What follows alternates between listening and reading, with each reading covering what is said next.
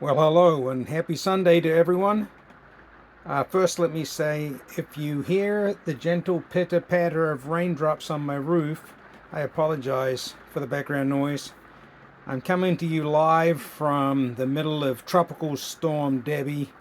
I'm placing my life at great risk of high winds and wetness to bring you this video, but it's because I've been so excited with the pickups that I got a little carried away with during the dip of the last 2 weeks, and I just want to finish out most of what I've received. Actually, that's not true. There's more coming tomorrow, but that'll be, I think, the last one, and that's just 10 ounces of generic at spot coming from JM Bullion that I just couldn't pass up on. You got to always take whatever you can get at spot price. The name of this game is the most amount of ounces for the least amount of money, and he with the most shiny wins, right? Wouldn't you all agree? Right? I'll go with that. Okay, so let's get to this real quick.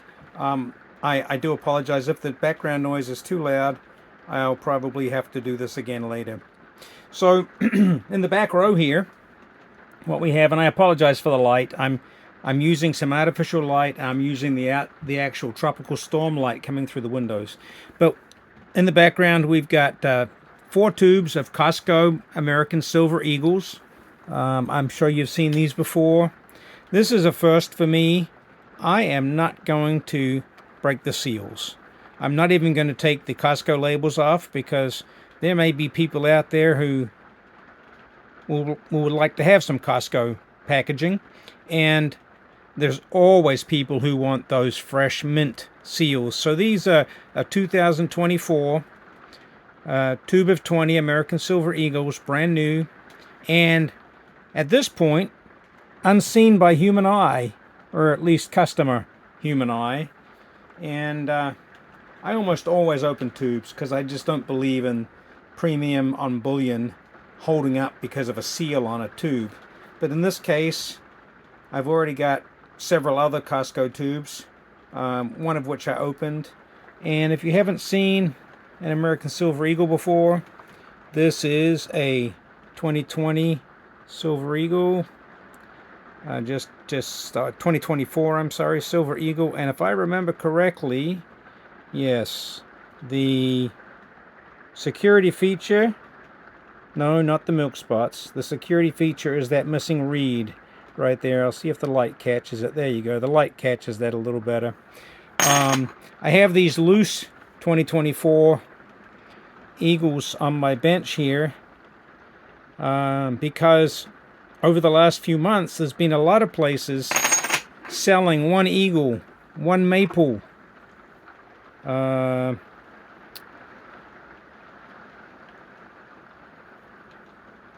maple, and this is a 2024 with King Charles on it.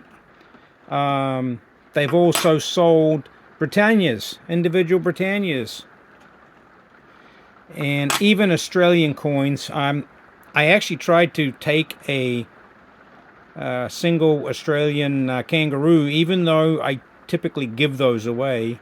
But the reason was all of these deals the last few months have been, you can buy one at spot. Oops, excuse me. Got too much going on here. So, obviously, back to that philosophy of the most ounces for the least amount of money. If somebody is going to sell you a sovereign coin for spot, and their catch is you have to spend $199 to get that $10 off the shipping, or the free shipping,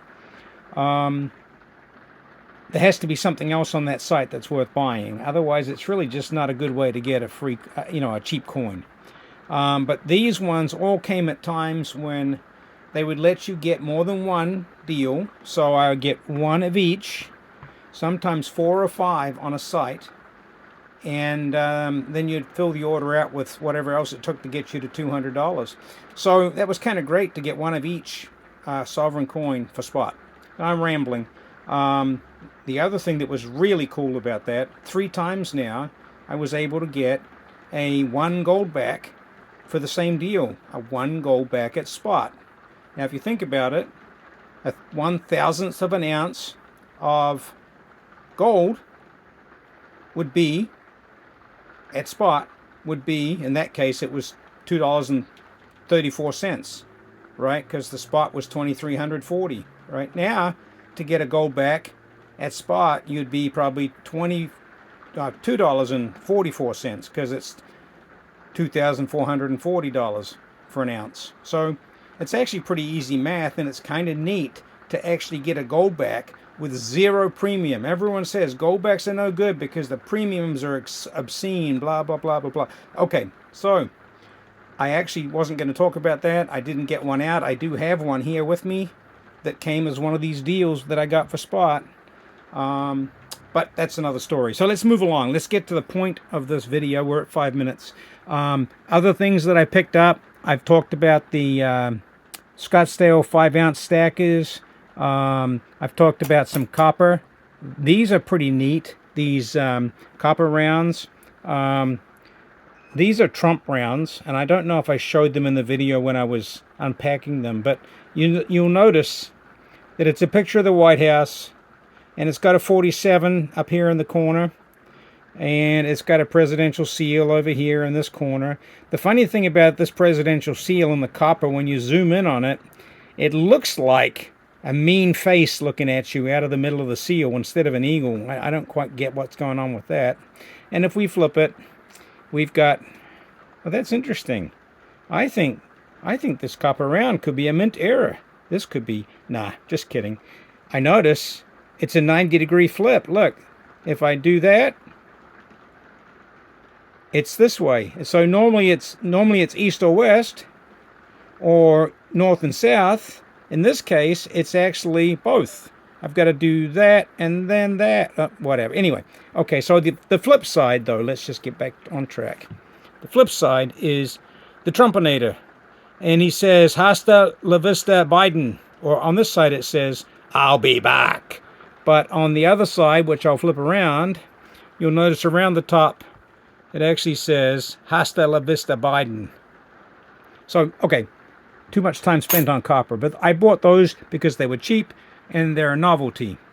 I did get four more 90% silver quarters, just because the seller was selling me a lot of other things, and I noticed he had some leftovers. So I kind of said, just give me all the leftover junk that you have.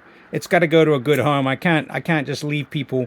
You know, somebody will take this and put it in a parking meter or a shopping cart or something. So I just did the guy a favor, and I gave him like $19 for 4 quarters, which was basically spot price at that time. When I mentioned the other day, $73 of $half dollar 90%, and I couldn't get any Franklins while I was at the LCS, and they had tubes of Franklins. So you'll notice the two enders on this. I'm going to zoom this in because these are kind of neat. The two enders on this tube of Franklin's were just brilliant. I mean, almost proof quality if you factor in the age. I actually put a pencil on this one and did the dimple test, and it didn't come anywhere close to a dimple, but I was getting a full half-inch or more of reflection off that. So coming close to proof quality. I did mention the silver. These are proof silver dimes. Got those at spot. I did the unboxing. I think World Money Wins already mentioned. He looked up these Liberty rounds for me, and he said that they were made by Silvertown. Well, that's really good to know, because I've got some more Silvertowns to show you here in just a second. We've got a stack of social rounds here, or channel rounds. They just snuck in here, I guess. We talked about the half-ounce FM rounds. First Majestic. Whoops. I should get them on camera, I guess. First Majestic. There's both sides in one view. Beautiful little rounds. I also was lucky enough to get those at spot. So that was phenomenal. It's so hard to get First Majestic, and I've been hearing things. I'd like to hear a discussion about what is going on with First Majestic. I've heard they've had problems with their stock price. they've spent a lot of money and bought silver mines and so on, and perhaps that's the reason for the illiquidity, and it's nothing more than that. But I've heard bad things in the precious metal presses, and I don't think it's fair or true. And anybody who knows more about it than me, perhaps some stockholders or someone, might like to jump in there and set the record straight, because I was disappointed to hear that. And it makes me want to get the 20-year anniversary bar even more, and some of the 20th anniversary rounds. But at this point, they're just too expensive. Okay, back to finish this video out. I also got what I think were some vintage Silvertown bars, and I was hoping World Money Wins could look these up in his great book and tell me a little more about them.